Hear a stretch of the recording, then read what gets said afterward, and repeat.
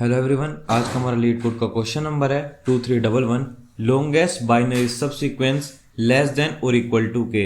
आपको क्या बताना है? आपको लॉन्गेस्ट बाइनरी सबसीक्वेंस निकालनी है जो कि या तो आपकी के से कम है या फिर के इक्वल है। ये क्वेश्चन आपका मीडियम मार्क्ड है। सबसे पहले क्वेश्चन देखते हैं क्या कहता है, उसके बाद वन नोट पे चलकर इसको समझेंगे। You are given a binary string S. आपको क्या दिया हुआ है? आपको एक बाइनरी स्ट्रिंग एस दी हुई है और उसके साथ में क्या दिया हुआ है? एक पॉजिटिव इंटीजर के दिया हुआ है। ठीक है, return the length of the longest subsequence of S. आपको रिटर्न क्या कराना है कि आपकी लॉन्गेस्ट सबसीक्वेंस क्या होगी एस की, जो कि क्या बनाएगा? That makes up a binary number less than और इक्वल टू के। ठीक है, जो कि आपको जो बाइनरी नंबर है उसको आप लेस देन या फिर इक्वल टू के तक रख सकते हो, उससे बड़ा नहीं हो सकता है। और क्या इसके अंदर है? The subsequence can contain leading zeros. आपकी जो सबसीक्वेंस होगी उसके अंदर लीडिंग जीरोस भी हो सकती हैं। The empty string is consider to be equal to zero. अगर आपकी कोई भी एम्प्टी स्ट्रिंग है तो हम उसको जीरो से डिनोट कर सकते हैं। और लास्ट क्या है इसके अंदर? A subsequence is a string that can be derived from another string by deleting some or no characters without changing the order of the remaining elements. Subsequence string कौन सी होती है? सबसीक्वेंट स्ट्रिंग एक वो स्ट्रिंग है जो कि आप किसी दूसरी स्ट्रिंग से डिनोट कर सकते हो, फिर ड्राइव कर सकते हो। कंडीशन क्या होगी?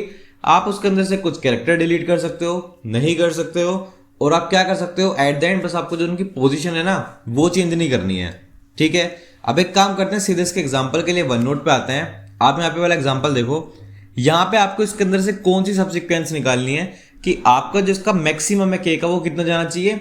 5 जाना चाहिए। ठीक है, नोट अ प्रॉब्लम। सबसे पहले ये किसके अंदर दी? आपको बाइनरी के अंदर दी हुई है, आपको उसको डेसिमल में चेंज करना पड़ेगा।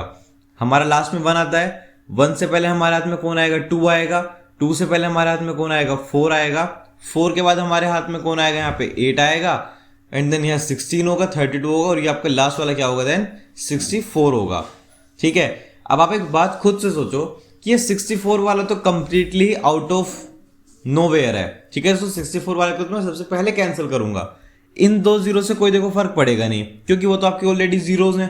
देन आपके पास यहाँ पे क्या आता है? यहाँ पे 1 आता है, और ये जो 1 है, इस 1 की वैल्यू कितनी है आपके हाथ में? इस 1 की वैल्यू 8 है। 1 की वैल्यू क्या है आपकी? ऑलरेडी 8 है, जो कि आपका 5 से मच मच ग्रेटर है। तो मैं इस 1 को भी नहीं ले सकता, 0 को ले सकता हूँ, कोई प्रॉब्लम नहीं है। और अगर मैं इस वाले 1 को लेता हूं तो 2 आता है। सो ये जो मेरे पास मेन स्ट्रिंग बनती है, फर्स्ट वाला तो देखो मैं ले ही नहीं सकता, और इसका आंसर मुझे क्या मिल जाता है? 2 मिलता है। ये जो पूरा का पूरा नंबर है, अगर मैं इसको डेसिमल में चेंज करता हूं अपडेट करने के बाद, इसको यहां से रिमूव करके, तो मुझे जो आंसर मिलेगा वो मुझे क्या मिलेगा? 2 आंसर में मिलेगा।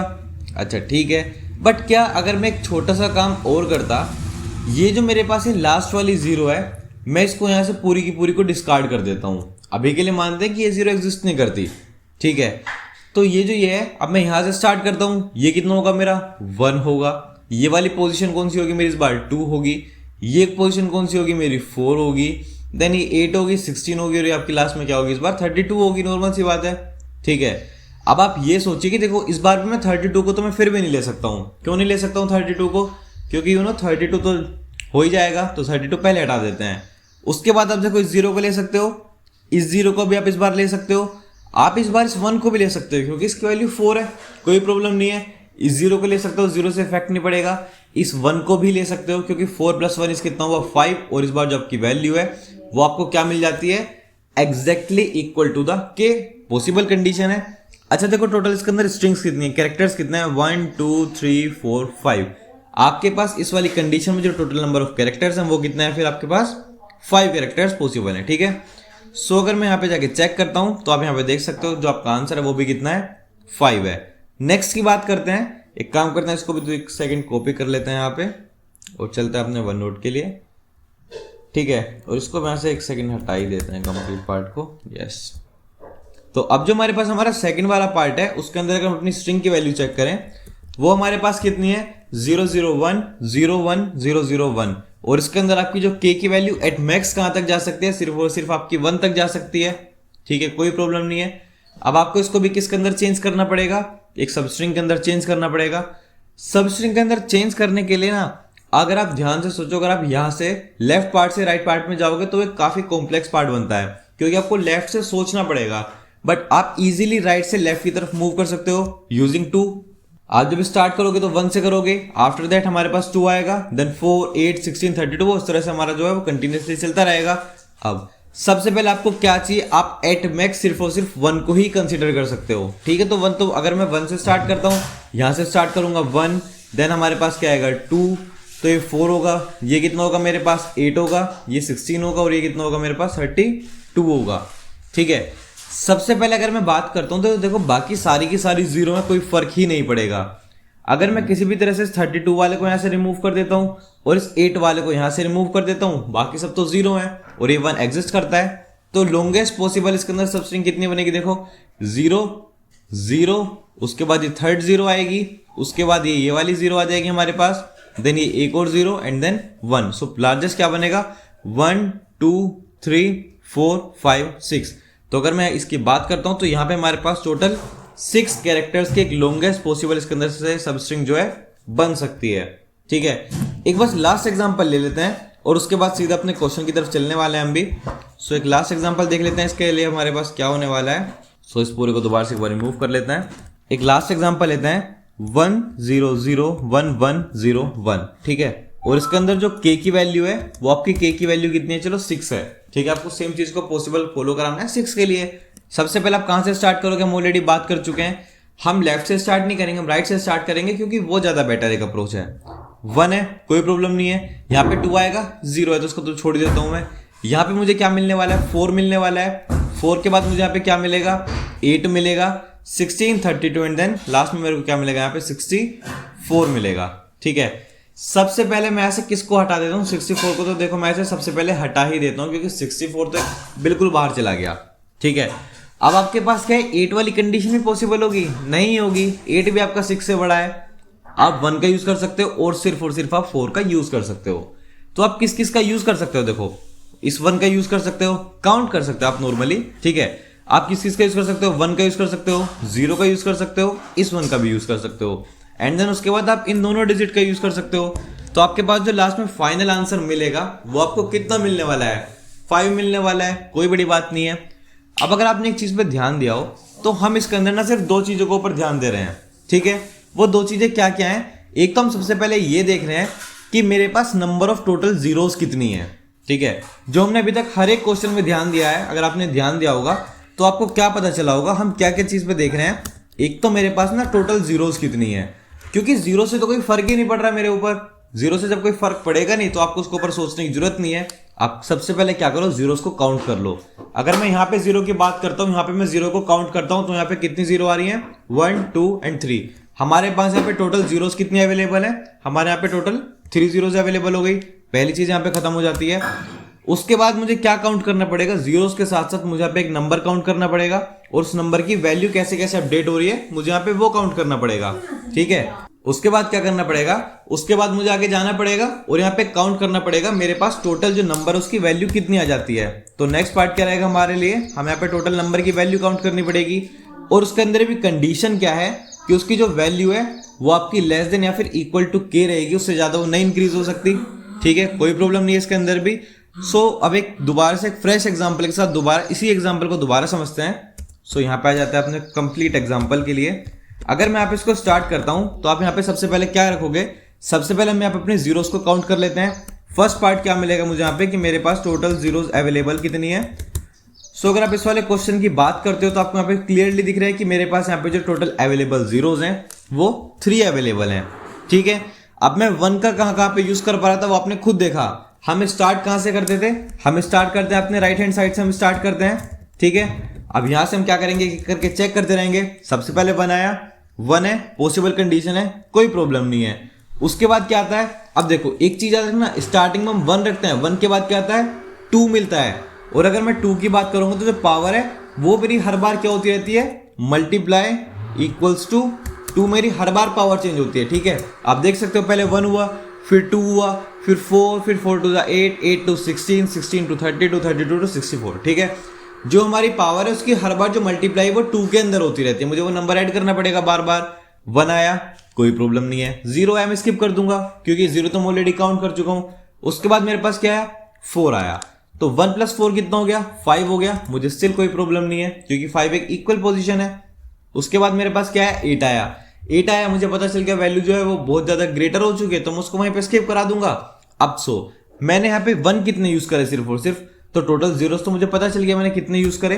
अगर बस मैं एक लास्ट पार्ट की बात करता हूं, टोटल 1 यूज कितने रहे इस वाली कंडीशन में, एक तो मैंने 1 वाला यूज किया और एक मैंने 4 वाला यूज किया, तो टोटल मैंने इसके अंदर कितने यूज किए हैं, 2 यूज किए हैं। और अगर मैं फाइनल बात करता हूं तो यहाँ पे अगर मैं अपने टोटल लेंथ की बात करता हूं, तो टोटल लेंथ कितनी हो जाएगी मेरे पास, number of 0 plus number of 1, और हमारे पास 0 और 1 कितने हैं, 3 और 2 हैं, तो अपने पास जो एक्चुअल आंसर है वो कितना आ जाएगा इसके अंदर, 5 आ जाएगा। अब इस पूरी थ्योरी को बस हमें किसके अंदर चेंज करना पड़ेगा, अपने कोड के अंदर चेंज करना पड़ेगा। सो एक काम करते हैं, इस पूरे को बस कोड के अंदर जल्दी से चेंज कर देते हैं और ये वाला जो पार्ट है हमारा खत्म हो जाएगा। ठीक है, सबसे पहले अगर हम बात करते हैं इसके अंदर हम किस चीज से स्टार्ट कर रहे हैं, सबसे पहले मुझे क्या चाहिए, मेरा साइज चाहिए कि मेरे पास टोटल नंबर ऑफ एलिमेंट्स या फिर कैरेक्टर्स कितने प्रेजेंट है मेरी स्ट्रिंग में। सबसे पहले क्या करते हैं, सबसे पहले अपनी जो भी स्ट्रिंग है उसका यहाँ पे साइज निकाल लेते हैं। साइज मेरा आ चुका होगा मेरे पास टोटल जो भी कुछ होगा। उसके बाद स्टार्टिंग की अगर मैं बात करता हूं तो स्टार्टिंग में जो मेरे पास नंबर ऑफ जीरोज हैं वो भी 0 हैं, और अगर मैं बात करता हूं किसकी, वंस की, तो वो भी मेरे पास स्टार्टिंग में कितने हैं, 0 हैं। उसके बाद वो एक एक करके इंक्रीज होते रहेंगे। और हमें क्या चाहिए, एक हमें हमारी क्वेश्चन की वैल्यू चाहिए होती है कि वो कितनी हुई, पहले 1 थी, 1 में 4 प्लस करेंगे, कुछ ऐसे चाहिए होता है। उसके लिए यहाँ पे एक वैल्यू भी ले लेते हैं। इंट वैल्यू इक्वल्स टू 0, एक मेरे पास वैल्यू आ जाएगी। और एक लास्ट चीज जो हमको चाहिए इसके अंदर वो क्या है, हमारी पावर की बात है। पावर जो मेरी 2 से इंक्रीज होती रहती है हर बार, बट वो स्टार्ट कहां से करते हैं, उसको 1 से स्टार्ट करते हैं किसी भी बाइनरी फॉर्मेट के अंदर। ठीक है, सब डिक्लेरेशन वाला पार्ट यहाँ पे खत्म हो चुका है। अब उसके बाद क्या करेंगे, सीधा अपनी लूप चला लेंगे। लूप चला लेते हैं, 4 character C in string S. ठीक है, अब होगा क्या, सबसे पहले मुझे क्या करना था, सारे जितने भी जीरोस हैं मुझे काउंट करनी है ना, तो मैं यहाँ पे क्या लिख लूंगा, अगर जो भी मेरा कैरेक्टर है वो इक्वल टू क्या है, मेरा 0 है, तो उस वाली कंडीशन में मैं क्या करूंगा, जो भी मेरी जीरोस हैं मैं उनको क्या कर दूंगा, प्लस प्लस कर लूंगा, कोई प्रॉब्लम नहीं है। दूसरी लूप यहाँ पे क्या चला लेते हैं, इस बार जो हमारी लूप होगी हम कहां से जाते थे, हम अपने राइट हैंड साइड से जाते थे। ठीक है, तो इसको इनिशियलाइज किससे करेंगे, एकदम लास्ट -1 से, क्योंकि जीरो इंडेक्सिंग है। ठीक है, उसके बाद क्या है, कब तक चलेगा, जब तक वो मेरा ग्रेटर देन और इक्वल टू 0 रहेगा। वो उसमें तो कुछ है ही नहीं। ठीक है, और इस बार मेरा आई क्या होता रहेगा, एक एक करके वो माइनस माइनस होता रहेगा। अब यहाँ पे एक थोड़ा सा लॉजिकल पार्ट है बस जो सोचना, उसके बाद इस क्वेश्चन के अंदर कुछ भी नहीं है। कंडीशन क्या रहेगी इसके अंदर, अगर जो भी मेरी स्ट्रिंग है उसका आयत कैरेक्टर है, ठीक है, क्योंकि हम लास्ट से स्टार्ट कर रहे हैं, और वो इक्वल टू आ जाता है, 1 के इक्वल आ जाता है, किसी भी तरह से मान लेते हैं अगर वो आ गया आपका 1 के इक्वल, तो हम इस कंडीशन के अंदर क्या करते थे, एक सेकंड गलत हो गया, यस ठीक है, तो हम उस वाली कंडीशन के अंदर क्या करना पड़ता था, मुझे उसको वैल्यू के अंदर ऐड करना पड़ेगा, यही तो उसका मेन चीज होती थी। अब वैल्यू के अंदर भी मैं उसको सीधा तो ऐड नहीं करूंगा, मैं कंडीशन चेक कर लूंगा कि अगर मैं उसकी वैल्यू में बेसिकली पावर तो ऐड करनी होती है, अगर 1 मिल जाता तो मुझे, अगर मैं उसकी पावर की वैल्यू को ऐड करता हूं और वो स्टिल ग्रेटर देन आ जाती है किससे, के से, तो इस चीज को तो मैं ऐड ही नहीं कर पाऊंगा ना, क्योंकि फायदा ही नहीं है। तो इस वाली कंडीशन में हम क्या करेंगे, उसको एज इट इज बस कंटिन्यू कर देंगे। ठीक है, छोड़ देते हैं इस वाले पार्ट को यहाँ पे। उसके बाद हम इसके अंदर और क्या कर सकते हैं, ये तो एक फर्स्ट कंडीशन बन गई है मेरे पास में।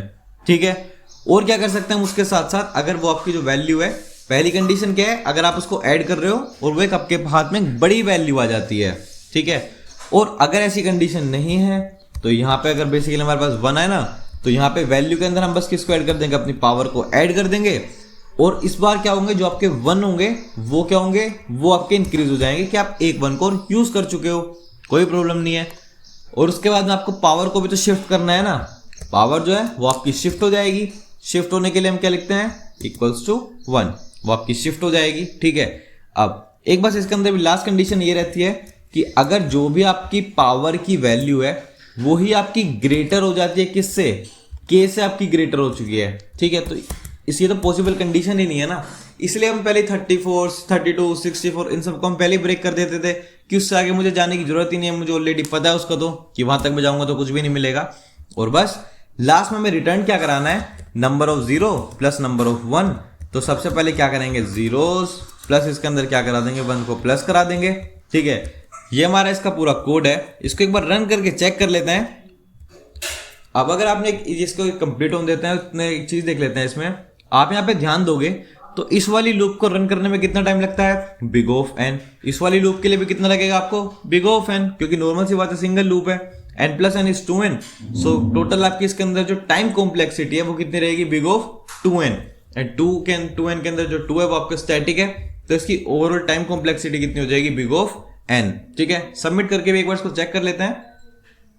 यस, इजीली आपका सबमिट भी हो चुका है, और यही था आज के पूरा क्वेश्चन का सॉल्यूशन। अब मिलते हैं अपने नेक्स्ट क्वेश्चन में। Till then keep coding, keep practising.